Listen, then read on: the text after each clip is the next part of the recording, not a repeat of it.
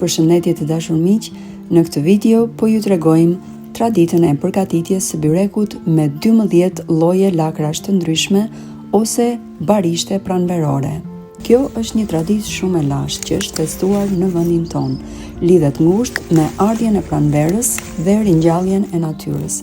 Kemi dalë për të mbledhur lakrat e egra sot, megjithse të them të drejtën, unë jam me fat sepse shumë prej këtyre lakrave i kam edhe në kopshtin tim. Gjithsej do na duhen 12 lloje lakrash të ndryshme. Ky byrek në fakt ka një simbol shumë të bukur. Numri 12 simbolizon bollëkun, muajt e vitit, shëndet dhe pjellori. Lidhet me pastrimin e trupit dhe energjinë e re të pranverës. Puna më e vështirë në fakt është për t'i larë dhe për t'i pastruar të 12 llojet e lakrave.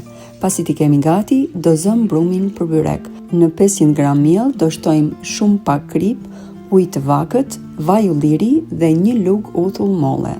Uji shtohet gjithmonë pak nga pak deri sa t'ju pëlqejë konsistenca e brumit.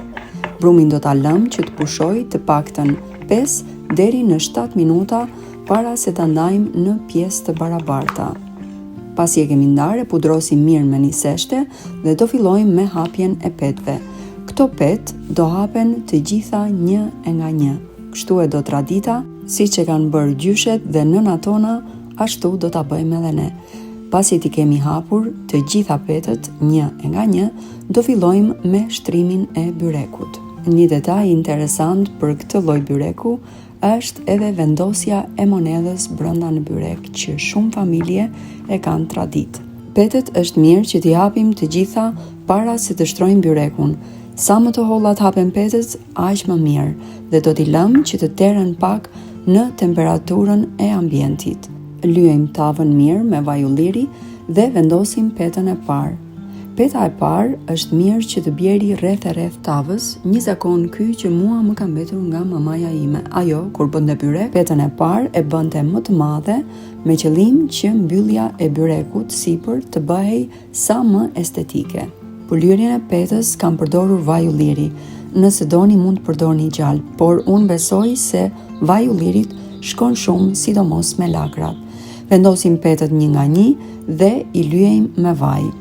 Këto janë edhe lakrat e përgatitura. Pasi i kemi larë, i kemi prerë, i hedhim në ujë të nxehtë për 2-3 minuta dhe më pas do t'i fërgojmë me vaj ulliri shumë lehtë. Nuk është nevoja të gatuen shumë sepse lakrat janë të njoma. Dhe mos harroni që lakrat do gatuen edhe gjatë pjekjes së byrekut. Në këtë byrek, lakrat do t'i vendosim në 2 shtresa. Dhe tek shtresa e dytë, do vendosim gjithashtu edhe monedhën e fatit. Monedhën është mirë që ta pastrojmë para se ta vendosim në byrek. Unë e kam vendosur në një enë të vogël me uthull molle për ta pastruar dhe për ta disinfektuar, sepse kush e di se sa duar e kam prekur. Megjithatë, një gjë është e sigurt, që ajo dorë që do ta preki kur të marri copën e byrekut, do jetë dora më me fat gjatë gjithë vitit, sepse kështu e thot edhe tradita që personi që gjen monedhën tek copa e byrekut është personi më me fat. E di që shumë prej jush po mendojnë për momentin, po kujt i ra monedha? Do ta marrim vesh në fund të videos.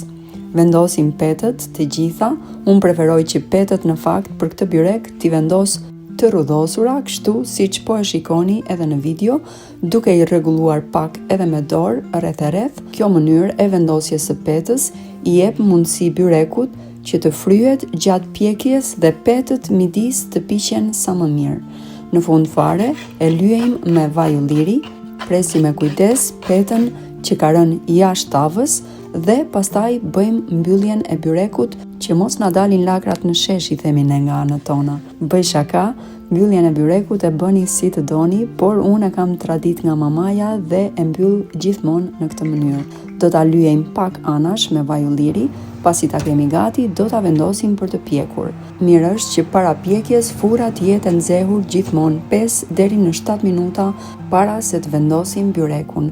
E pjekim 30 deri në 35 minuta në 200 gradë dhe pasi është pjekur, e nxjerrim, e lëm të pushojë gjysmore të mbuluar me një mbulesë të trash me qëllim që të zbutet pak nëse byrekun e preferoni të butë dhe nëse byrekun e preferoni krokant si këta të familjes time, e lini 10 deri në 15 minuta sa t'i dali shpirti, themi ne, dhe më pas e prisni. Unë e kam prerë në 4 pjesë sepse jemi 4 persona në familje. Secili person zgjedh pjesën e vet dhe unë zgjedh e fundit sepse kam bërë byrekun dhe më thonë që ti e di se ku është monedha. Sa herë është rretulluar ky byrek, pritet ta mbaj mend unë se ku është monedha.